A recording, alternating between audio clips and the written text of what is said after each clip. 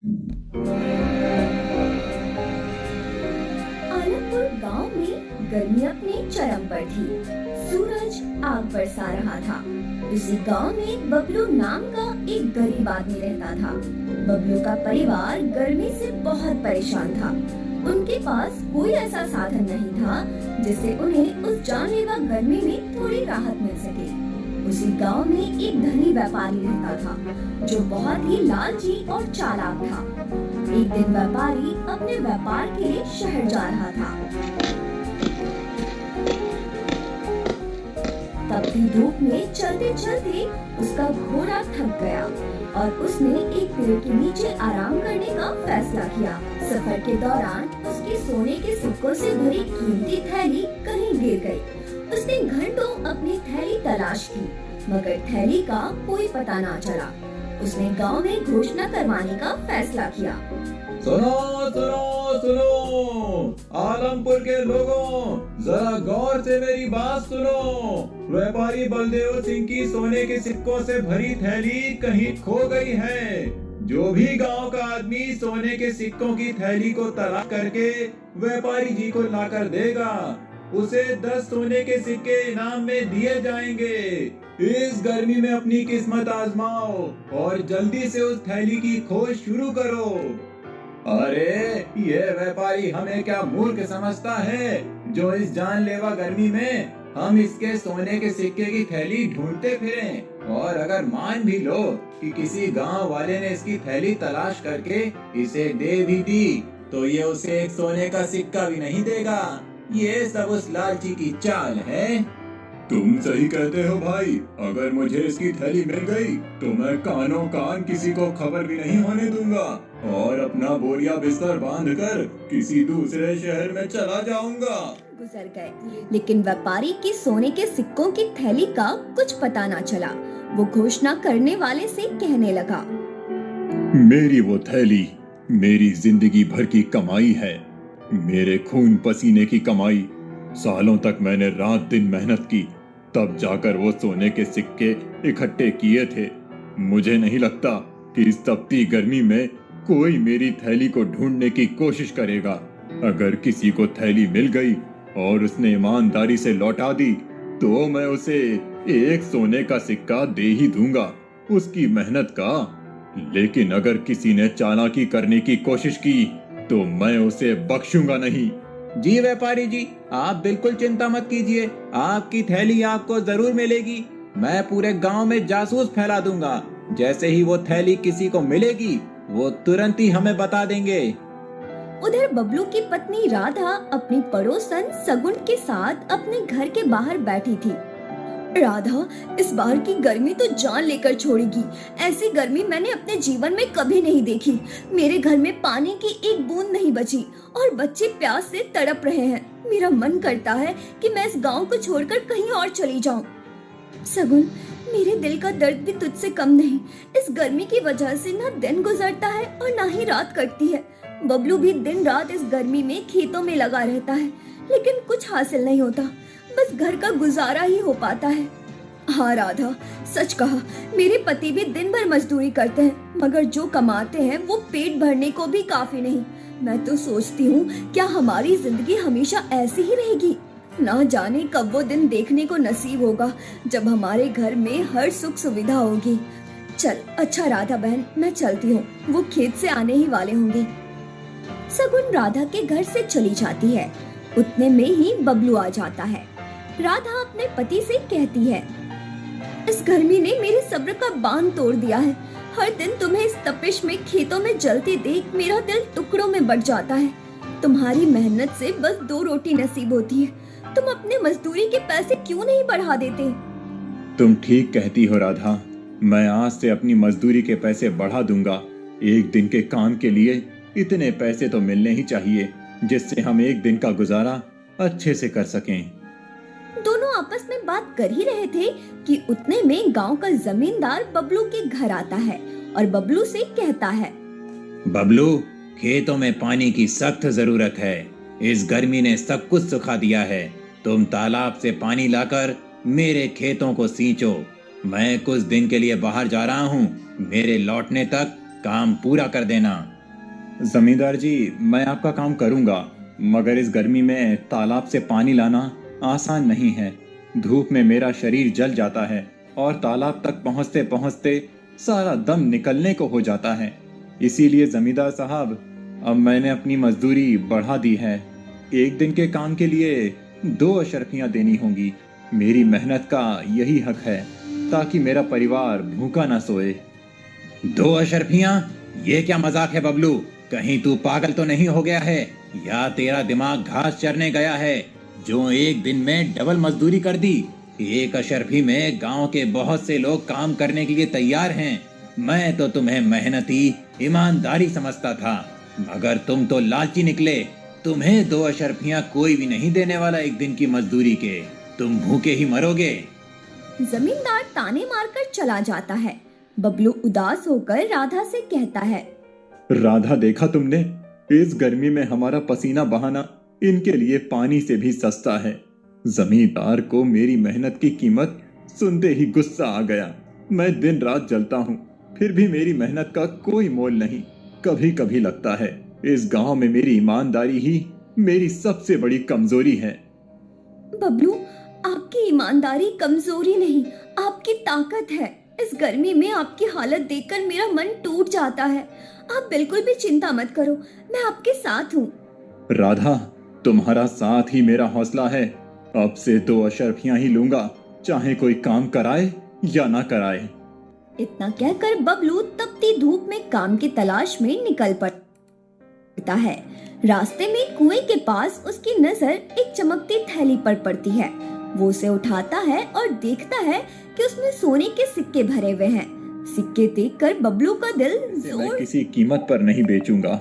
मुझे ये थैली इसके मालिक तक पहुंचानी होगी। फिर बबलू सोने के सिक्कों की थैली लेकर अपने घर पहुंच जाता है। राधा देखती है कि बबलू कुछ परेशान है, तो वो उससे पूछती है, क्या हुआ जी? आप तो काम ढूंढने गए थे, तो फिर इतनी जल्दी क्यों लौट आए? इस गर्मी ने तुम्हें और कमजोर कर दिया है या कोई और बात है? मेरा दिल बेचैन हो रहा है, बताओ ना। राधा, गर्मी ने नहीं बल्कि मेरे मन ने मुझे बेचैन कर रखा है। रास्ते में मुझे ये सोने के सिक्कों से भरी थैली मिली है। ये किसी की जिंदगी भर की मेहनत की कमाई है। इसे खोने वाला इस तपिश में कितना रोया होगा, ये सोचकर मेरा दिल कांप रहा है। जिस किसी की भी ये थैली है, मैं उसे ये थैली लौटा दूंगा, वरना मेरी याद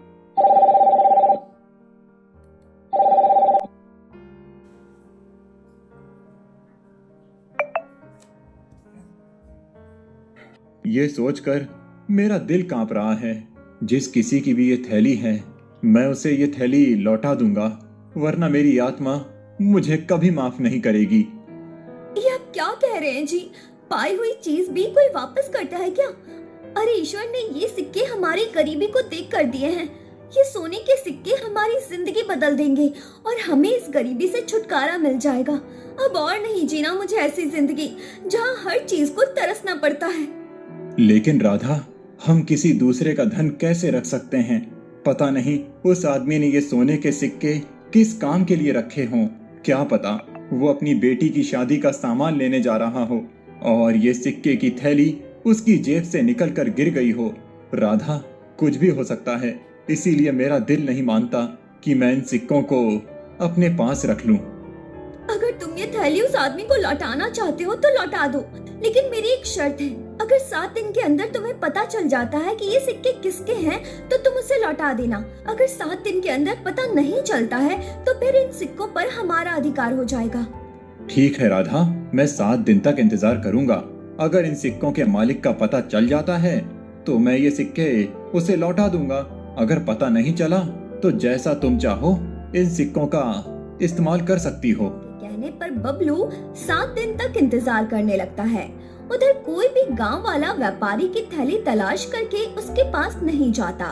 इससे व्यापारी बहुत परेशान होता है। फिर वो घोषणा करने वाले को बुलाता है और उससे कहता है, ये क्या तमाशा है? क्या तुमने गांव में ढंग से घोषणा नहीं की? इस गर्मी में मेरी थैली कोई क्यों नहीं लौटाने आया? या किसी ने तलाश करने की कोशिश ही नहीं की? या फिर वो थैली किसी को मिल गई है और वो लौटाना नहीं चाहता है।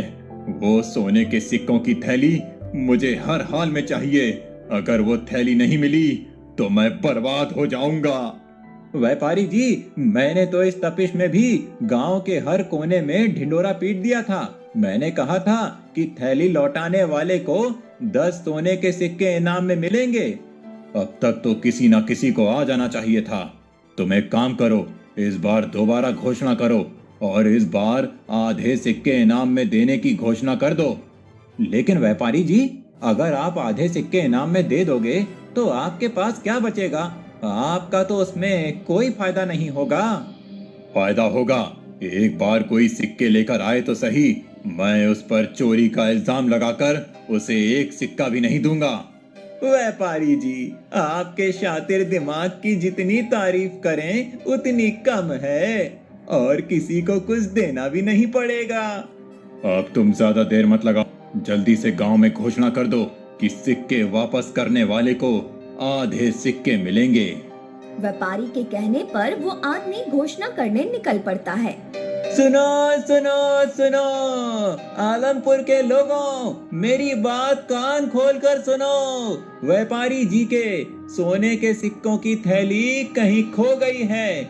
जो भी थैली को तलाश करके व्यापारी जी को लौटाएगा उसे 10 नहीं बल्कि आधे सोने के सिक्के मिलेंगे। ये मौका बार बार नहीं आता है। इस गर्मी में जल्दी अपनी किस्मत आजमाओ और थैली को ढूंढकर व्यापारी जी को लौटा दो। उसके बाद तुम माला माल हो जाओगे। सुनो सुनो सुनो। घोषणा करने वाले की आवाज बबलू के कानों तक भी पहुंच जाती है। वो जल्दी से अपने घर जाता है और अपनी पत्नी से कहता है, राधा, ये सोने के सिक्कों की थैली हमारे गांव के व्यापारी की है। उसने घोषणा करवाई है कि जो भी गांव वाला उसको थैली वापस करेगा, व्यापारी उसे आधे सोने के सिक्के देगा। झूठ, बिल्कुल झूठ। वो व्यापारी कभी ऐसा नहीं करेगा। वो लालची है। वो अपने आधे सोने के सिक्के पे किसी को दे दे, ये वो कभी नहीं करेगा। ये सब उसकी चाल है। उसने गांव के बहुत से लोगों को धोखा दिया है। तो मैं क्या करूं राधा, ये थैली व्यापारी को नहीं लौटाऊं? अगर व्यापारी को भनक भी पड़ गई तो वो हमसे थैली भी छीन कर ले जाएगा और हमारे साथ बदतमीजी भी अलग से करेगा। इसीलिए भलाई इसी में है कि मैं उसकी थैली लौटा देता हूँ। अब चाहे वो मुझे मेरा इनाम दे या ना दे। ठीक है, जैसा तुम्हें अच्छा लगे वैसा करो। बबलू थैली लेकर व्यापारी के पास पहुंच जाता है।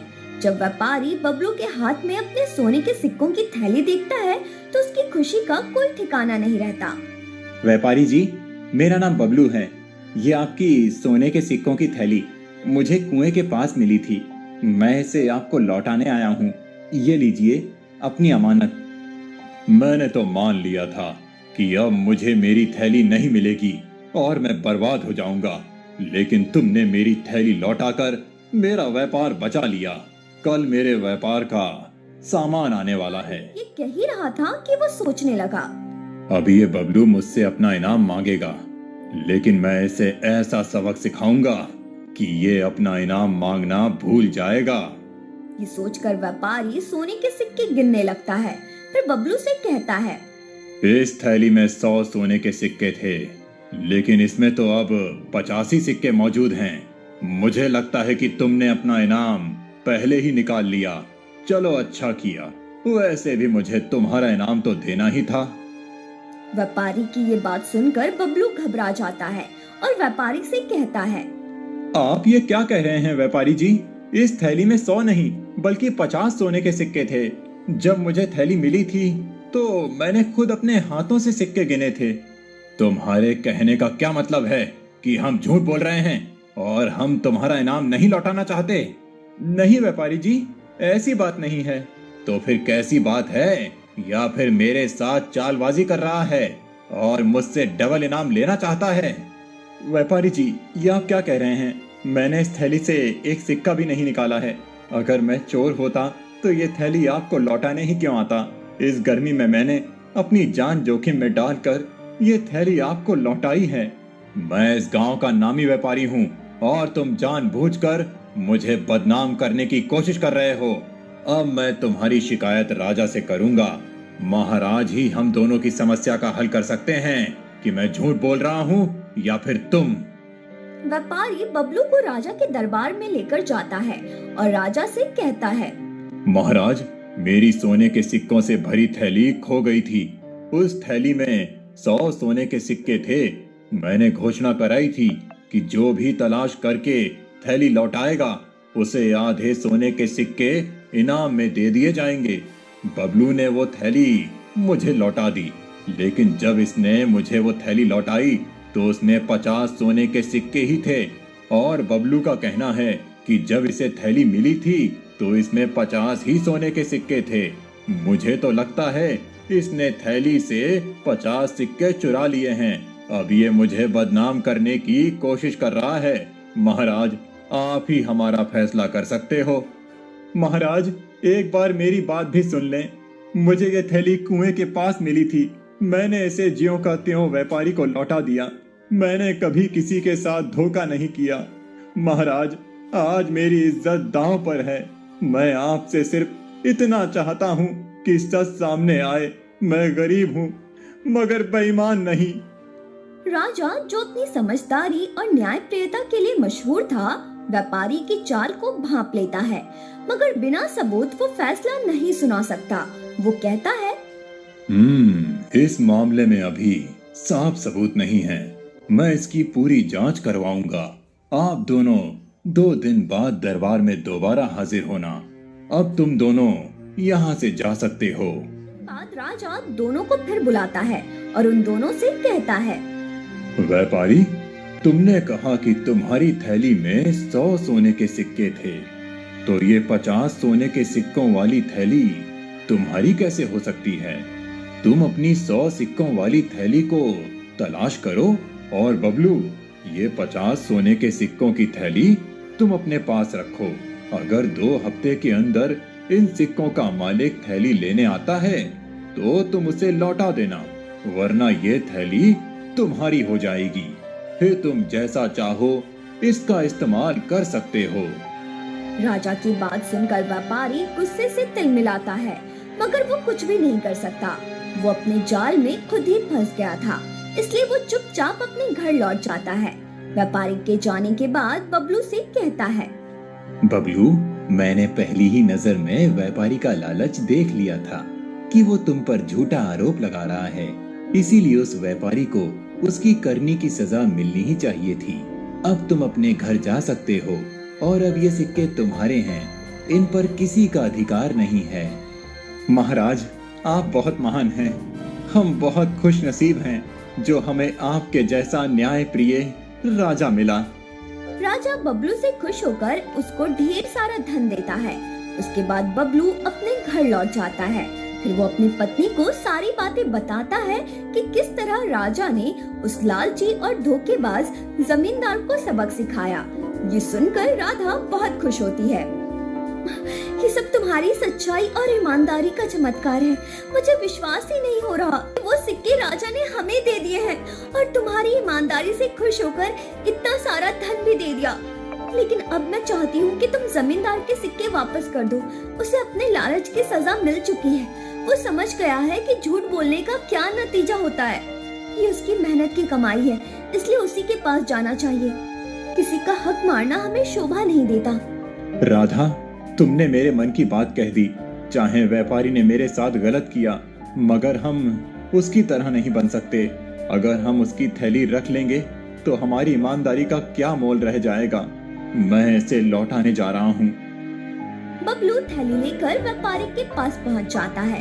बबलू को देखकर व्यापारी गुस्से से आग बबूला हो जाता है और बबलू से कहता है, अब क्या लेने आया है बबलू? सोने के सिक्के तो मिल ही गए तुझे, अब क्या मेरी जान लेने आया है? मैं आपकी जान नहीं बल्कि आपके सिक्के वापस करने आया हूँ। मैं नहीं चाहता कि मेरी वजह से आपके साथ अन्याय हो। ये लीजिए अपने सोने के सिक्कों की थैली। बबलू, आज तुमने मेरी आंखें खोल दी हैं। मैंने लालच में अंधा होकर तुम पर झूठा इल्जाम लगाया। उस थैली में 100 नहीं बल्कि 50 ही सिक्के थे। मैंने तुम्हारे जैसे भले और सच्चे इंसान को बदनाम करने की कोशिश की। मैं तुम्हारा गुनहगार हूँ बबलू, मुझे माफ कर दो। आज मैंने सीखा कि असली अमीरी ईमानदारी में है। व्यापारी जी, आपको अपनी गलती का एहसास हो गया। मेरे लिए यही सबसे बड़ा इनाम है। इंसान गलतियां करता है, मगर उन्हें सुधारने वाला ही सच्चा इंसान है। बस अब आप किसी और के साथ ऐसा ना करना। बबलू, तुमने सिर्फ मुझे थैली नहीं, एक नया जीवन दिया है। मैं वादा करता हूँ, अब मैं लालच और चालाकी छोड़ दूंगा और हमेशा ईमानदारी से अपना व्यापार चलाऊंगा। व्यापारी को अपनी गलती का एहसास हो जाता है और फिर वो ईमानदारी से अपना व्यापार करने लगता है और बबलू भी अपनी पत्नी राधा के साथ सुख चैन से जीवन बिताने लगता है।